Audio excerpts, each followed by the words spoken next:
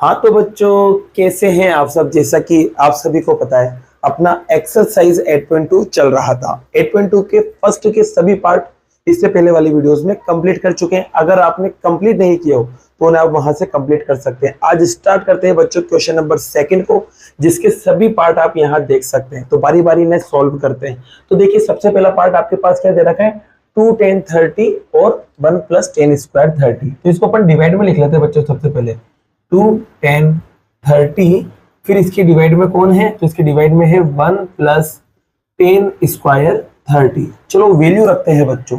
तो 2 as it is, 10 30 की value आप जानते हो बच्चों, 10 30 की वैल्यू होती है 1/√3। ठीक है, फिर उसके बाद डिवाइड का साइन एज इट इज, यहाँ 1 एज इट इज, 10 30 की वैल्यू फिर से 1/√3 और इसका क्या आ जाएगा बच्चों, स्क्वायर आ जाएगा और ये ब्रैकेट क्लोज। अब यहाँ मल्टीप्लाई करते हैं बच्चों, तो 2 बनेगा, नीचे √3 एज इट इज, डिवाइड का साइन एज इट इज। यहाँ देखो बच्चों, तो 1 तो एज इट इज रहेगा, 1 का स्क्वायर 1 और √3 का स्क्वायर 3 होगा। अब इसका एलसीएम लेंगे तो 1 की कंडीशन में आपको पता है, ये नंबर को बस यहाँ इंटू करके प्लस कर दो तो आपका एलसीएम आ जाता है। तो यहाँ पर बच्चों जब भी 1 दिखे तो यहाँ 3 तो एज इट इज और 3 को यहाँ मल्टीप्लाई कर दो, तो 3 + 1 ये आपका एलसीएम लेके सॉल्व हो चुका है। अब देखो बच्चों, दो काम कर रहे हैं अपन।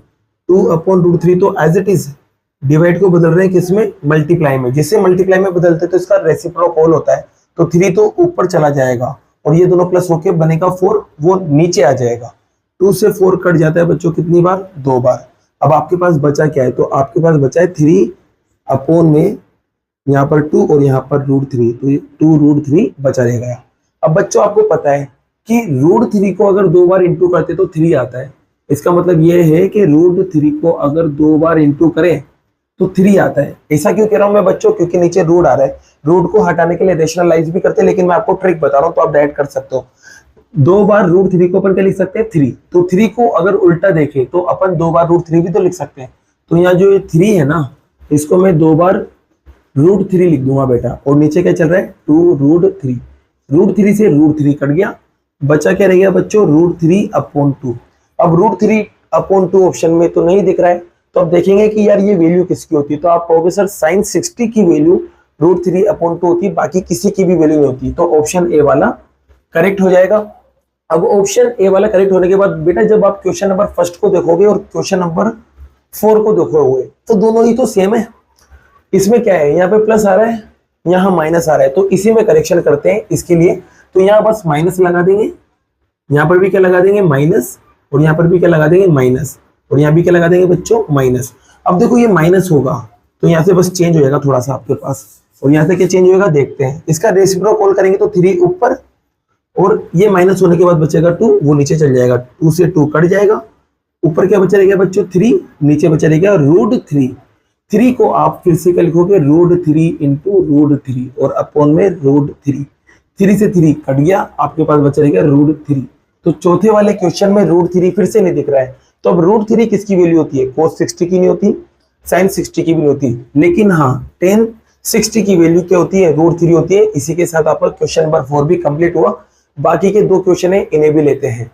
जो क्वेश्चन नंबर सेकंड है बच्चों आपका, उसे मैंने यहाँ लिख दिया है। देखो इसमें डायरेक्ट वैल्यू रख सकते हो क्योंकि अपॉन वाले नंबर यहाँ नहीं आते।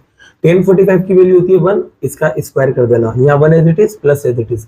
फिर से tan 45 की वैल्यू 1 और इसका स्क्वायर कर देंगे। 1 का स्क्वायर करेंगे तो 1 आएगा, 1 को इसमें से माइनस करेंगे तो 0 आएगा, और यहाँ पर 1 का स्क्वायर 1 होगा, 1 को 1 में प्लस करेंगे तो 2 आएगा। 0 को किसी से भी काटो बच्चों, 0 आ जाता है। तो इसका मतलब ये है कि इसकी वैल्यू 0 होगी। अब सेकेंड ऑप्शन में 0 दे रखा है बच्चों, तो डी वाला आपका क्या हो जाएगा, करेक्ट हो जाएगा। बात करते हैं क्वेश्चन नंबर 3 की, और थर्ड वाला क्वेश्चन आपके पास लिखा हुआ है sin 2a बराबर 2 sin a। अब देखो बच्चों, अभी तक आपको यहाँ वैल्यू दे रखी थी 30 डिग्री, 45 डिग्री, 60 डिग्री, ऐसे वैल्यू दे रखी थी, लेकिन यहाँ अब a दे दिया। क्या दे दिया, a, और आपको a ही निकालना है। तो ऐसा क्वेश्चन आ जाए ना बच्चों, तो ऑप्शन की मदद लिया करो। किसकी, ऑप्शन की मदद। जैसे कि देखो मैं बताता हूं आपको, क्योंकि ये दोनों आपस में क्या है, बराबर है, तो ऐसा ऑप्शन रखेंगे अपन यहाँ पर जिससे आपस में दोनों क्या रहे, बराबर रहे, और जिस ऑप्शन पे बराबर रहेंगे वही अपना करेक्ट रहेगा। जैसे कि देखो मैं 30 लेता हूं, अगर मैं यहाँ एक ही जगह 30 रख देता हूँ बच्चों, क्या रख देता हूँ, एक ही जगह 30, तो देखो साइन एज इट इज एक ही जगह 30 जाएगा, 32 से इंटू होके 60 बन जाएगा, 2 as it is sine as it is 30 आ जाएगा यहाँ पर। अब देखो साइन 60 जो होता है ना वो होता है आपके पास √3/2, 2 एज इट इज।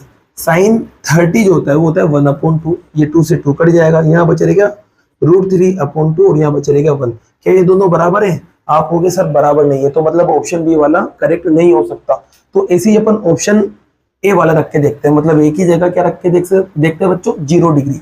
तो रखो यहाँ पर, तो sine as it is 2 into A की जगह 0, 2 as it is sine A की जगह 0, मल्टीप्लाई होगा तो बच्चों क्या बनेगा 0, और 0 साइन में किसकी वैल्यू होती है, साइन 0 डिग्री किसकी वैल्यू होती है, 0 की। अब यहाँ बात करते हैं बच्चों 2 as it is multiply as it is, sine 0 degree फिर से आ चुका है, साइन 0 डिग्री मतलब 0 होता है। अब यहाँ पर भी 0 और इसको इनसे मल्टीप्लाई करेंगे तब भी 0, मतलब दोनों रिजल्ट बराबर आ रहे हैं। तो ऑप्शन कौन सा करेक्ट हो जाएगा, ए वाला करेक्ट हो जाएगा। और क्वेश्चन सेकंड इसी के साथ कंप्लीट हुआ।